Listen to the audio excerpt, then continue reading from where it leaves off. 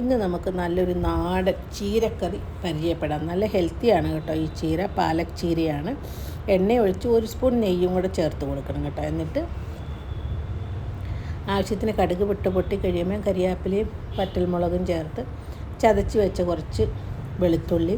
ഞാനിവിടെ എരിവിന് ചേർക്കുന്നത് പച്ചമുളകാണ് കേട്ടോ. പച്ചമുളക് അല്ലാണ്ട് നമുക്ക് മുളക് പൊടി ഇട്ട് ഇത് ചെയ്യാം.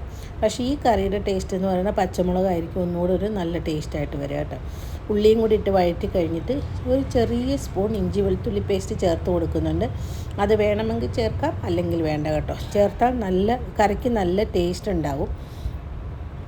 പിന്നെ കുറച്ച് തക്കാളി ഞാനിവിടെ എടുത്തിരിക്കുന്നത് നല്ല നാടൻ തക്കാളിയാണ്. പുളിയുള്ള തക്കാളി നോക്കിയാണ് എടുത്തിരിക്കുന്നത് കേട്ടോ. വേറെ പുളി അഡീഷണലായിട്ട് ചേർത്ത് കൊടുക്കേണ്ടതില്ല. ഇനി പുളി കൂടുതൽ വേണമെന്നുള്ളവർക്ക് കുറച്ച് വാളംപുളിയും കൂടെ പിഴിഞ്ഞൊഴിക്കാം കേട്ടോ. തക്കാളിയൊക്കെ എടുക്കുമ്പോഴത്തേക്ക് നമ്മൾ അരിഞ്ഞ് ചേർക്കുമ്പോൾ അതിൻ്റെ സ്കിന്നൊന്ന് കട്ട് ചെയ്ത് കളഞ്ഞിട്ട് എടുക്കുവാണെങ്കിൽ നമുക്കത് നല്ലതായിരിക്കും. ഹെൽത്ത് ഇഷ്യൂസൊന്നും ഉണ്ടാവാണ്ടിരിക്കും കേട്ടോ. പിന്നെ ആവശ്യത്തിന് കുറച്ച് മഞ്ഞൾപ്പൊടി ഉപ്പും ചേർത്ത് 250 ഗ്രാം പാലക്ക് ചീരയാണ് ഞാൻ എടുത്തിരിക്കുന്നത്. അത് അതിനകത്തേക്ക് ഇട്ട് നന്നായിട്ടൊന്ന് വഴണ്ടി വന്ന് കഴിയുമ്പോഴത്തേക്കും നമുക്ക് വേവിച്ച് വെച്ചിരിക്കുന്ന പരിപ്പും കൂടെ കൂട്ടി നല്ലപോലെ തിളപ്പിച്ച് എടുക്കാം. അപ്പോൾ ഇത് നല്ലൊരു കറിയായിട്ട് ആവശ്യത്തിന് ആൾക്കാർക്ക് വേണ്ടതുപോലെ നല്ല കട്ടിയായിട്ട് എടുക്കണമെങ്കിൽ അങ്ങനെ എടുക്കാം.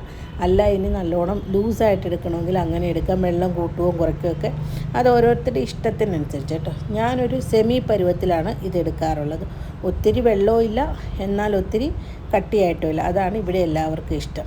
കറി കണ്ടല്ലോ, ഈ സ്ട്രക്ചറിലായിരിക്കും നമ്മുടെ കറി ഇരിക്കുക കേട്ടോ. നല്ല ടേസ്റ്റാണ് കേട്ടോ. ചൂട് ചോറിനും ചപ്പാത്തിക്കൊക്കെ നല്ല കറിയാണിത്.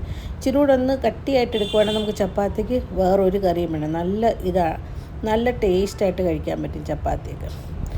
അതിൻ്റെ കൂടെ ഞാനിപ്പോൾ ഉണ്ടാക്കിയിരിക്കുന്നത് ഒരു ഗ്രീൻ മസാല ഇട്ട ഒരു ചിക്കനും കൂടെ ആകട്ടെ. ചിക്കൻ റോസ്റ്റും കൂടെ ആയിരുന്നു കേട്ടോ. രണ്ടും കൂടെ കോമ്പിനേഷൻ നല്ലതായിരുന്നു.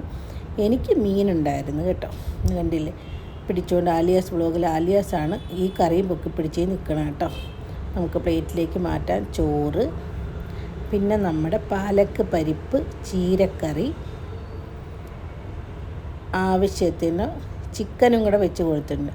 ഞാൻ പറഞ്ഞില്ലേ, ഇതൊരു യൂണിഫോം സ്റ്റൈലിലായിപ്പോയി കേട്ടോ. രണ്ടിൻ്റെയും കളർ ഒന്നായിപ്പോയി. അതായത് നമ്മുടെ പാലക്ക് ചീരയുടെയും അതുപോലെ തന്നെ ചിക്കൻ്റെയും. വീഡിയോ ഇഷ്ടപ്പെട്ടെങ്കിൽ എല്ലാവരും സപ്പോർട്ട് തരുമെന്ന് പ്രതീക്ഷിക്കുന്നു. അടുത്തൊരു വീഡിയോയുമായി കാണും വരെ ബായ്.